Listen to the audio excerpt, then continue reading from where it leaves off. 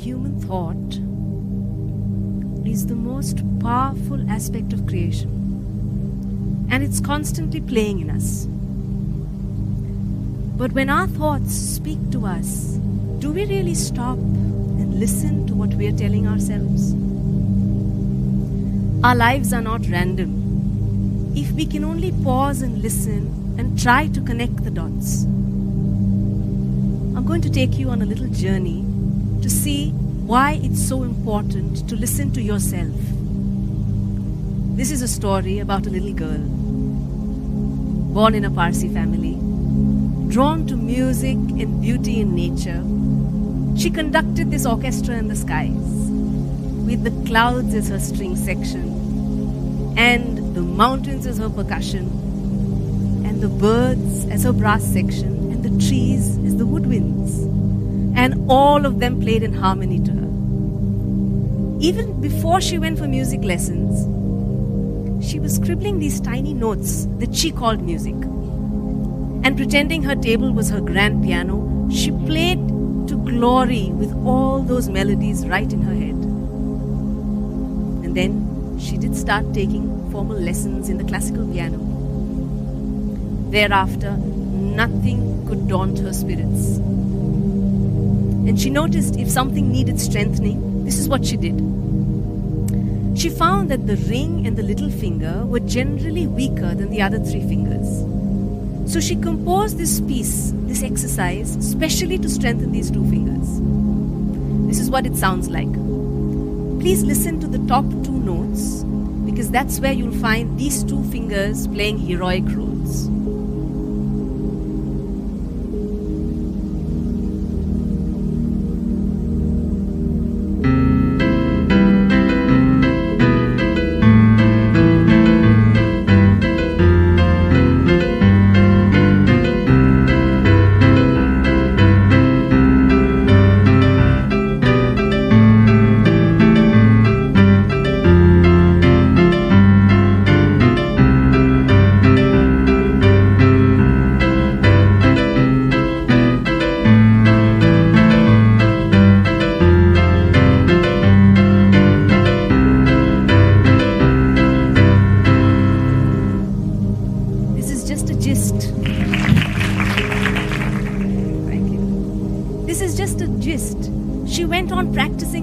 Hours till those two little fingers were strengthened. Well, that little girl was me. I practiced as though music was all I had to live for. And soon I grew to be a fine classical pianist. And then there was a silent voice in me that started speaking and telling me, "You are a fine musician, but there must be more to the secrets of life. Why are we born? What is the purpose of our lives? What creates our circumstances? Where do we go when we die? Is there something called lasting happiness?" These questions tugged at my heart. I just couldn't shrug them away. And so I started peering into these textbooks that my grandfather had on Vedanta.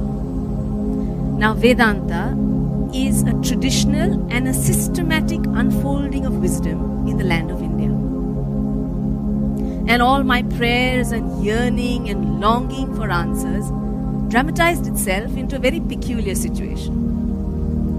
One day, I return home and I narrate to my father how I have topped this competitive entrance exam for a master's degree in mass communication. And although I had all these questions in my head, I thought maybe I would be good at this course and maybe I should join it. And my father looked at me and all he said was, "I think you're going to get your answers in the study of Vedanta." That was just what I needed to listen to myself once again. Here was I longing for answers, then why was a university course luring me to do it just because I topped an entrance exam? And what did that dramatize in? It was overnight. I packed my bags and left the world that I adored, music, and went to remote places in search of knowledge. I lived in jungles with my teacher and my fellow students and wild animals and books and prayer for company.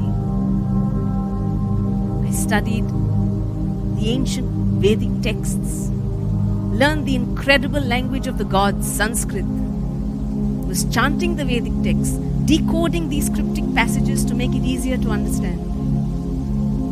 Like a researcher who stays away from society in his laboratory till he finds what he's looking for, here was I away from the world, seeking answers and enjoying every moment of it.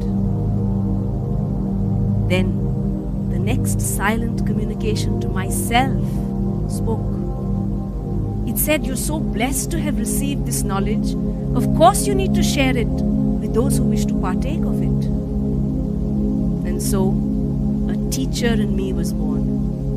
And here was I, traveling the world and communicating to all those who wanted to partake of this grand wisdom. And time went by. That silent communication in me was never muffled. Now it was longing for something it had left behind 19 years ago for the study of Vedanta. My soul was longing for the melody, the rhythm, the harmony that nourished it. Music was making its presence felt, and the pianist in me beckoned. And here was I playing and communicating all I knew, now through music. Listening to myself has always found me more centered. And when you are in the center, the whole world harmonizes to bring you what you need to be inspired and move on. This was very evident in the next event in my life. On one of my routine travels abroad, I meet with a team of brilliant minds doing research on sound vibrations in music. Then I seemed to understand why my childhood orchestra was one in the skies with the clouds and the trees and the birds and the hills. That orchestra in the skies was crying out with sound fractions and sound distortions caused by our wireless and Wi-Fi systems. And here I was part of a team researching, creating new sound patterns to balance off these sound fractions. The events in my life have moved me from being a conductor of an orchestra in the skies to being a classical pianist to being a seeker of knowledge and then a teacher of Vedanta and then coming back to do work to bring back harmony and balance to where it belongs. That little girl conducting her orchestra in the skies is the one who's coming back to help the same backdrop. It was almost like nature telling me, go find your moment in every moment. Learn, equip yourself, and come back. I have no fixed north. My North Star keeps moving and makes me move ahead to be reborn in what is needed in the next moment. I have always found listening to myself is never to be underestimated. The most meaningful and powerful messages you give are those that you speak to yourself. And what would you be like if you listened to yourself more? You find you would do what you were born to do. There would be less aggressive comparisons and complexes. You would shine in your own glory.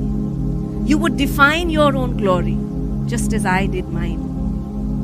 And so, stay. Listen to yourselves. Take cues from people and the world around you. And then just pause and acknowledge what you are telling yourself. And surely it will take you to your own true north.